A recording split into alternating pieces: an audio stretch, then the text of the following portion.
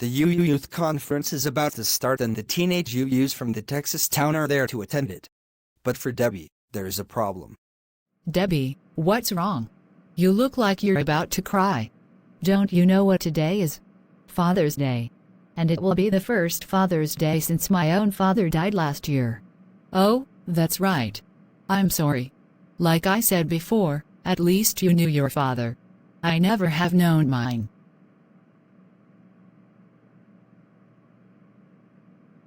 What would you say to your father if you could talk to him? I would thank him for enabling my mothers to have a child they could love and raise, and for being willing to let me go. I guess every Father's Day from now on will be painful for me. I have an idea. Maybe you could look for another man that you could sort of adopt as a de facto father. Is your mother dating anyone now? No, she isn't. We should certainly be thankful we still have a father with us, Tommy. I don't know what I would do without him. Let us get started. I am Matthew Hudson, and I will be your lay leader for this service. This is the Chalice Lighting for Children's Sunday by Christian Schmidt and Alexis Capon. We light this chalice for our children and youth, and for us, celebrating the flame of faith lit in each of us, honoring the light each of us bring into the world, rejoicing in the community we create together. Here is a beautiful story I wish to recite. A baby was born by Gwen Matthews. Once upon a time, a baby was born. Even before that baby was born, there were people waiting and wishing and hoping for that baby. The people who were waiting and wishing and hoping for that baby didn't know exactly what that baby would be like. And so, they wondered, would the baby have a smile so warm that it could melt the coldest snow and ice? Would the baby have a voice so strong that it could shake the very mountains? Would the baby be so courageous that all would be comforted, even during the most ferocious storms? Would the baby show the world so much love that peace would settle into even the most hardened hearts? But even as they asked these questions, as they imagined what the baby might be like, the people who were waiting and wishing and hoping for the baby already believed that the baby would indeed have a warm smile, a strong voice, a courageous spirit, and a loving heart. And they weren't wrong. When Jesus was born, his tiny body was wrapped up to keep out the cold. He was laid down on straw, in a trough that was used to feed the animals, inside of a barn. His young parents, proud and exhausted, had been forced to take a long journey, far from home. Jesus' parents were two of the people who had been waiting and wishing and hoping for him to be born, but there were people who had been waiting and wishing and hoping for Jesus to come. These people saw hurt and suffering in the world, and they believed that this new baby, Jesus, could use his voice to spread a message of love and peace, and they knew it would take courage for him to do so. But Jesus wasn't the only baby that people have waited and wished and hoped for. People also waited and wished and hoped for you. Once upon a time, you were born. But even before you were born, there were people waiting and wishing and hoping for you. But those people who were wishing and waiting and hoping for you didn't know exactly what you would be like. And so, they wondered, would you be kind? Would be brave? Would you show love? Would you spread peace and joy? But even as they asked these questions, as the people who were waiting and wishing and hoping for you imagined what you might be like, what kind of person you might grow up to be, they already believed that you would be kind and brave and loving, and that you would spread peace and joy in our world. They knew that you could help ease the suffering and hurt in the world, and that you would speak out against violence and oppression. And they weren't wrong. This is a story titled, A Church Divided. It is based on a 2011 interview with Reverend Howard Dana, who has been the Unitarian Church of Harrisburg's minister since August 2000. When you were a child, did you have a favorite toy? Maybe it was a stuffed animal, doll, or toy truck. Did it go everywhere with you, to the market, in the tub, to bed? Were you completely loyal to it, preferring it to all other toys? We learn loyalty at a very early age. Before we learn to be fair, long before we start to worry about moderation or humility, we learn to love and we show loyalty to what we love. As we grow, we become loyal to truths, loyal to ideas, loyal to institutions that represent our highest values. Sometimes though we need to stop and question our loyalties. Loyalties can become stale and outdated. Mark Twain said loyalty to a petrified opinion never yet broke a chain or freed a human soul. The Unitarian Church of Harrisburg, Pennsylvania, learned an important lesson in loyalty. Their young minister, Reverend Howard Dana, had come to this congregation 12 years ago, hoping to help them live their ministry out in the world. Yet he and others in the congregation felt their ministry was too insular, too focused on themselves.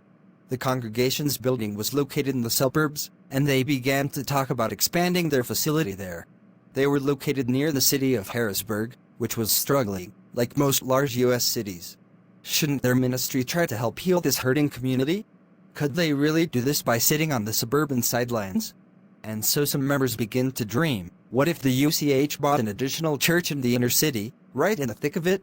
Wouldn't they be better able to live out their mission? Wouldn't this build stronger UU souls? They found the perfect candidate, a church in the neighborhood of Allison Hills, an area where mostly people of color lived and more people rented than owned homes. A small congregation, Joint United Church of Christ and Methodist, owned the building, but were excited at the prospect of the UUs buying the building, which needed expensive improvements. In addition, this congregation was already active in the community and willing to partner with the UUs.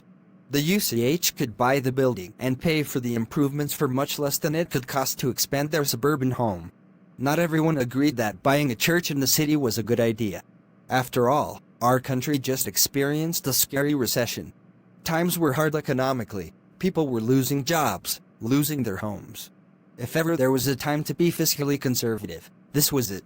Buying a big, old church in the heart of Harrisburg, where property values were dismal, seemed absolute madness. Conservative members said they spoke for fiscal accountability. Their loyalty was to keep the church, as it existed right now, safe and sound. As it existed right now. Where was the loyalty of these members? Their loyalty was to stewardship of the church home that had nurtured and sheltered them. They wanted to preserve it, so it could stay a home for them and others who might find it. Other members had a different loyalty. They said, we cannot live out our mission without engaging with the world. We know that this is a big leap of faith. There is room for failure. But there is also room for greatness. These members were loyal to a vision of living their faith in the world that called them to go forth and do good works, even at personal risk. They looked to their UU tradition of social justice work as a beacon moving forward. They, too, saw themselves as stewards of the Unitarian Universalist faith. Two different loyalties. Would you say either loyalty was misplaced? The congregation engaged in deep conversations. Open houses were held at the city property and people met the neighbors. Budgets were examined and financial experts consulted. An outside moderator was brought in for the congregational meeting. Everyone wanted to keep the talks fair. It was proposed that they set up pro and con microphones for people to speak from the floor. But the congregation refused them. There is no us and them, they said. We are one congregation. But this one congregation had to decide on one loyalty. Would they be loyal to their church as it now existed or to a church living out its most difficult values in the world? Guess what? Another loyalty emerged. They could be loyal to each other. After all, isn't that what a congregation really is? Not a building, not a set of abstract beliefs, but people living together every day, just trying to be the best people they can be. Their loyalty to one another took the group through the process of discernment. Their loyalty made it impossible for them to shout hateful words at each other. Their loyalty kept most of the congregants at the table, wrestling with what was best for their church community. Finally, it came down to a vote. 123 voted to purchase the new property, 101 voted no, and 151 did not vote. It was settled. The Unitarian Church of Harrisburg added a second church to their religious home. What is multiculturalism? Multiculturalism means nurturing a religious community where people of all races, ethnicities, and cultures see their cultural identities reflected and affirmed in every aspect of congregational life, worship, fellowship, leadership, governance, religious education, social justice, etc. Multiculturalism means that we create religious homes where encounters between people of different cultural identities intersect with Unitarian Universalism to create a fully inclusive community where, in the words of a vision statement adopted by the Unitarian Universalist Association's Leadership Council, all people are welcomed as blessings and the human family lives whole and reconciled. Multiculturalism means that one cultural identity does not dominate all other identities. That people are able to participate in their faith community without denying or hiding their cultural identities. that the role of cultural identity is part of pastoral and prophetic ministry, and that leaders have the competency to understand how their multiple identities and socialization influence their values, attitudes, beliefs, behaviors, and interactions with others. Multiculturalism means we welcome each other into shared community just as we are.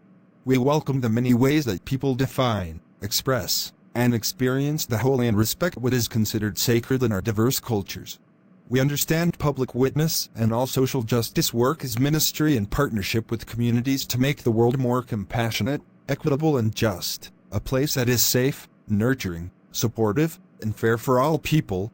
We support communities and individuals in their search for truth and meaning, and a sense of aliveness, in their quest to make a positive difference in the world. We offer mutual aid and comfort through life's challenges in ways that meet everyone's cultural, as well as personal, needs. We recognize that there are many cultural languages, words, symbols, acts that manifest in worship, fellowship, pastoral care, etc. Given these meanings for multiculturalism, several questions emerge in our examination of the kind of ministry the multicultural world requires, particularly in developing strategies for preparing religious professionals to cross borders of race, class, culture, and generational differences. What does a vital, healthy Unitarian Universalist congregation look like through the lens of multiculturalism and full inclusion? What does it feel like? How do we equip congregational leadership to foster multicultural growth in a multicultural age? What knowledge, skills, and new behaviors do leaders need to embrace in order to move into this age? What is the role of the UUA and UU partners in building congregational capacity to grow vital, healthy multicultural congregations that are fully inclusive of all people who yearn for a liberal religious home? Just as love knows no borders, our dedication to justice reaches across boundaries and walls. We show up on the side of love with all families, regardless of citizenship status, and strive to create welcoming communities and congregations. We organize and advocate for immigration reform, for an end to detentions and deportations, and for a world where hands are extended in peace and care across borders, and no one feels forced to leave home or risk death in pursuit of a decent life for their family. We affirm immigration as a moral issue and have long spoken out in support of immigrant justice. The power of presence, your struggle is ours. In keeping with our deepest values of radical interconnection and the inherent worth and dignity of all people, Unitarian Universalists have a long history of providing and supporting humanitarian aid even when that puts UUs in conflict with law enforcement.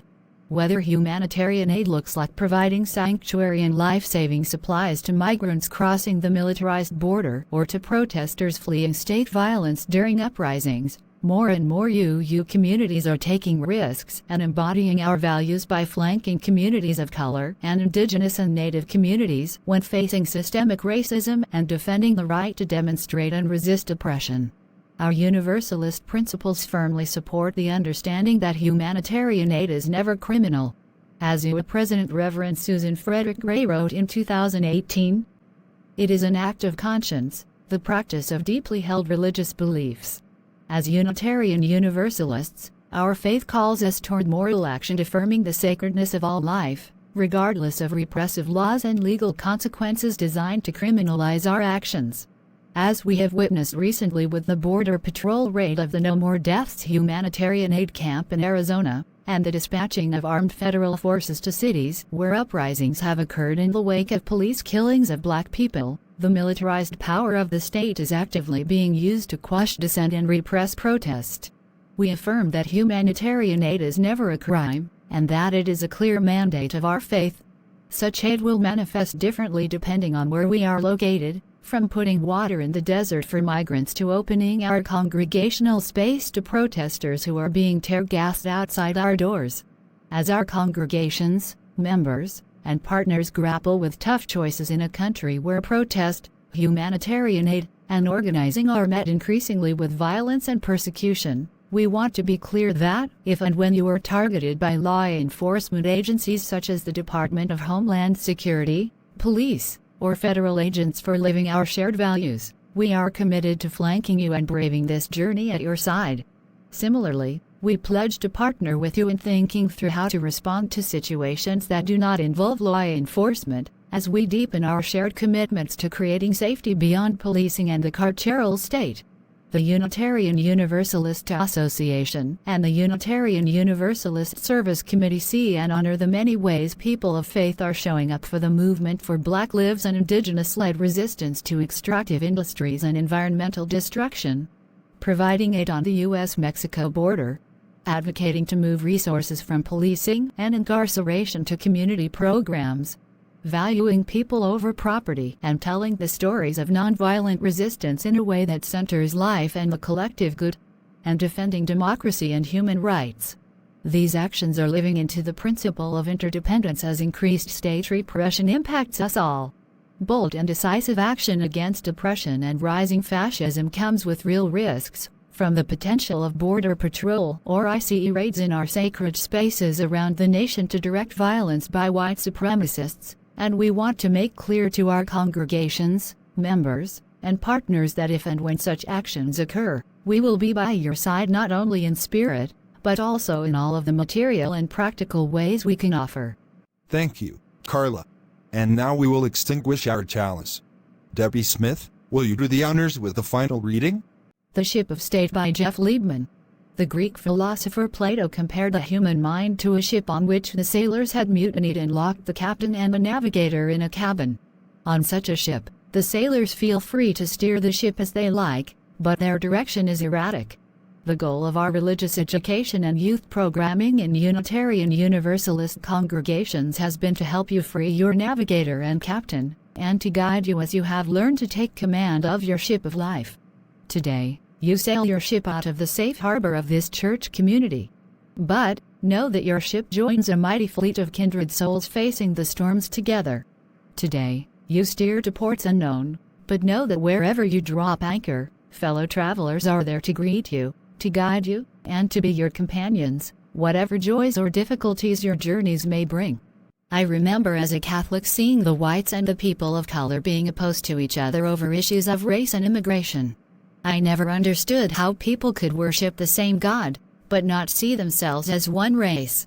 And UUs do not all worship the same God, yet they see themselves as one race, and even see things in common with others not Unitarian Universalists. Love is truly the universal standard among us, and so I am proud to be one of you.